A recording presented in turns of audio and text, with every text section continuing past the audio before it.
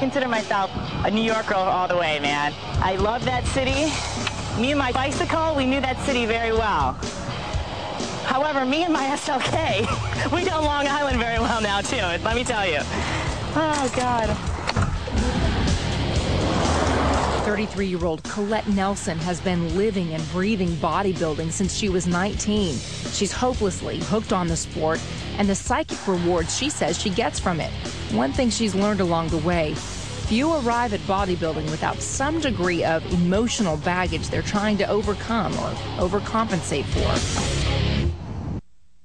Hers, being diagnosed with type 1 diabetes at age 12. We're at the pharmacy picking up all my, actually diabetes medications. All my insulin. Yep, Humulin Regular, Lantus, Novolog, and Symlin, right? Yes. Okay. That's $120. It's me, my mom, and the doctor, you know, at like 9 o'clock at night on like a Wednesday. And he tries to draw my blood.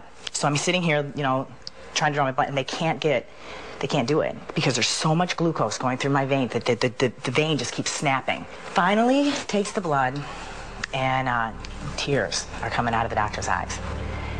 And I'm a kid. I just can't even believe my mom looks like she's gonna cry. He's crying, and now we're just all like, yeah, I mean, I'm knowing something's bad. So he comes back and he's like, we're gonna have to start your daughter on insulin tonight. Colette's doctors told her she had to exercise to keep her blood sugar under control, so she hit the gym. The results were positive, and Colette regained a sense of power and control over her illness and her body. In high school, she became obsessed with exercise, teaching up to 20 aerobics classes a week. Then in college, she gravitated into the weight room where she fell in love with bodybuilding. I went from 120 pounds, like my freshman year, and I came back in that summer, and I was like 145. My parents were like, oh my God. I was kind of this, you know, little thing dancing around, teaching aerobics, and all of a sudden I'm like, I want to be a bodybuilder. At 26, Colette began competing as an amateur, and in 2004, she turned professional with the International Federation of Bodybuilders.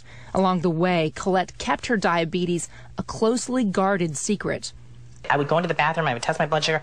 Nobody knew. I told nobody. I just don't want a judgment call. I don't want somebody to say those words to me, that maybe you shouldn't compete because you have diabetes. Competing is hard enough without having diabetes, but sticking to the highly regimented diet required of a bodybuilder while taking insulin to manage blood sugar, that adds a whole new challenge. The flounder looks good today. That's very good today. Is it good? Oh my God, it's my favorite. I live off flounder. Insulin tends to make diabetics appear bloated.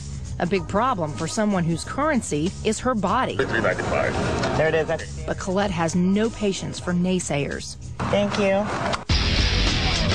Today she's a certified diabetes educator and a nutritionist. She's also made a name for herself as a pro bodybuilder and is in training for the Miss International competition.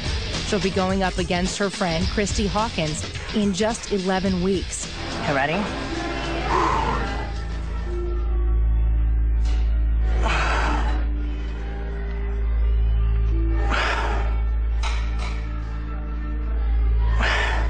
Colette's workout partner today is her fiance, retired bodybuilder Dave Jumbo Palumbo.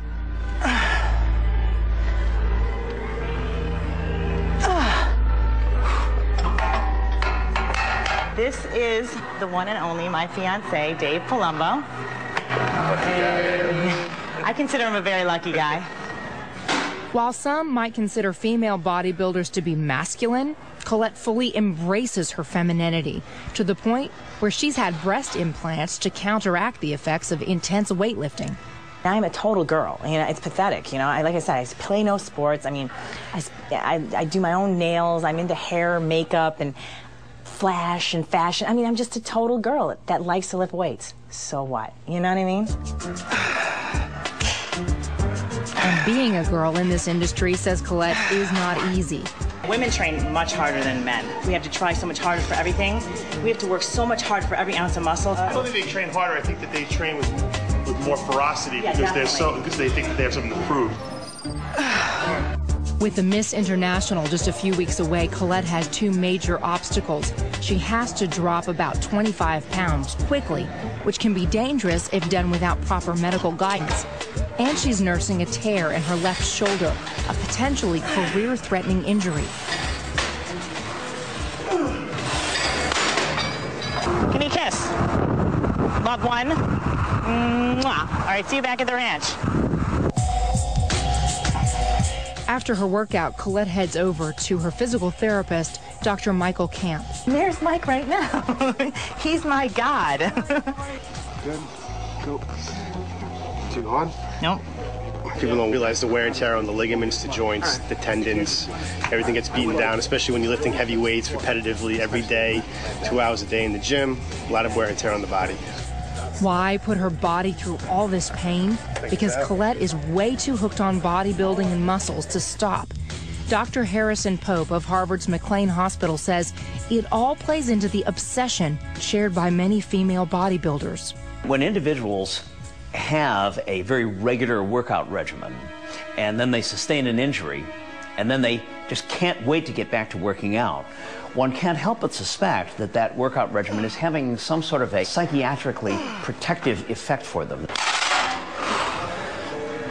It may be that when they get the injury, they consciously or unconsciously realize that if they allow their working out to lapse for too long, that bad things may start to happen. And so it may be that their instincts are to get back into the workout regimen as quickly as possible, even if it is a risk to do so.